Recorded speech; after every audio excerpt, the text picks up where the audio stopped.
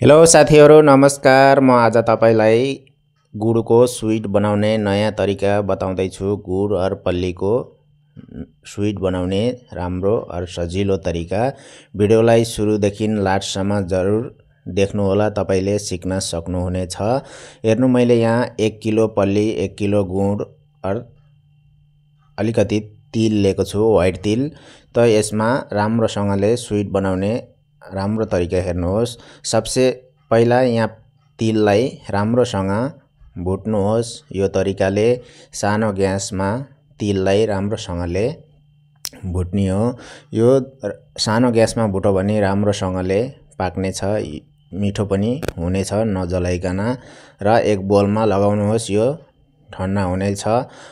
अब हामीले पल्लीलाई राम्रोसँगले भुट्ने हो। हेर्नुहोस्, पल्लीलाई पनि सानो ग्यासमा भुट्नुहोस्। 10 देखि लिएर 15 मिनेटसम्म राम्रोले भुट्नुहोस्, सानो ग्यास पारेर।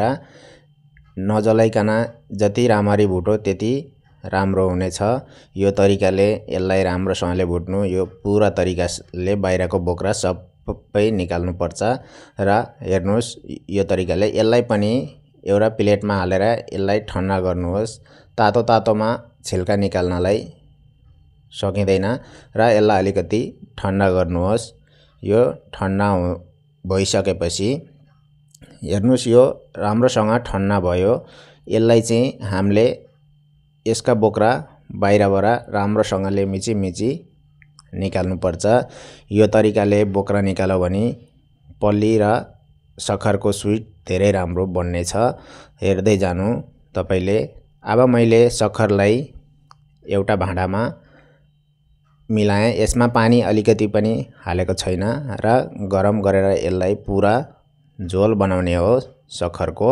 र हेर्नुहोस्, यो भिडियो राम्रोसँगले हेर्नुहोस्, तपाईले राम्रोसँग सिक्न सक्नुहुनेछ। बाहिर बजारमा किनेर ल्याए जस्तै स्वीट बनाउनलाई तपाईलाई धेरै सजिलो हुनेछ।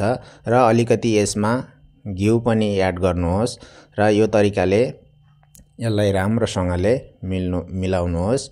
यसलाई राम्रोसँगले जति पकायो त्यति राम्रो यहाँ स्वीट बन्नेछ। हेर्नुहोस्, सक्खरको झोल पनि एकदम राम्रो बनिसक्यो। यहाँ पो मैले पानी मिलाएको छैन। र अब हामीले यसलाई मिलाउने हो। मिलाउने भन्दा पहिला जालीमा हालेर फिल्टर गर्नुहोस्। यहाँ जति कचडाहरू छ भने पनि निक्लिनेछ र स्वीट पनि धेरै राम्रो बन्नेछ। यो तरिकाले पुरा जालीमा छानेर यसलाई मिलाउनुहोस्। यो तरिकाले हेर्नुहोस्, यस्तो कचरा यसमा निक्लिन्छ सक्खरमा। र यसलाई निकालेर बाहिर फ्याँक्दिनुहोस्। र यो तरिकाले हामीले स्वीट बनायौं भने धेरै राम्रो और मिठो, बच्चाहरूलाई खानलाई पनि धेरै राम्रो गर्नेछ। र यसलाई राम्रोसँगले फिट्नुहोस्। जति पनि यसलाई जति राम्रो फिट्यो त्यति राम्रो स्वीट बन्नेछ। र हेर्नुहोस्, तपाईले यसलाई मजाले फिटिसकेपछि माथिबाट तिल हाल्दिनुस्, व्हाइट तिल। र यसलाई पनि राम्रोसँगले फिट्नुहोस्। यो जति फिट्यो यो तिल पनि राम्रोसँगले सबै जग्गा मिक्स हुनेछ। र बच्चाले या ठुलो मान्छेले जसले खाए पनि स्वास्थ्यलाई एकदम राम्रो गराउँछ यो स्वीटले। त हेर्नुहोस्, यो तरिकाले मैले यस्तो गरी राम्रोसँगले फिटेर यसलाई राम्रो स्वीट बनाएँ। र यसलाई एउटा स्क्वायर डब्बामा राख्नुहोस्। तपाईसँग छैन भने प्लेटमा पनि राख्न सक्नुहुन्छ। यो तरिकाले एउटा स्क्वायर डब्बामा यसलाई मजाले राख्नुहोस्। यसलाई तातै तातै यसमा मिलाउनु पर्छ, सुकिसकेपछि यसलाई मिलाउन सकिँदैन। र यो तरिकाले यसलाई स्क्वायरमा राम्रोसँगले यसलाई सेट गर्नुहोस्। हेर्नुहोस्, यति राम्रो स्वीट यहाँ बनेर तयार हुँदैछ।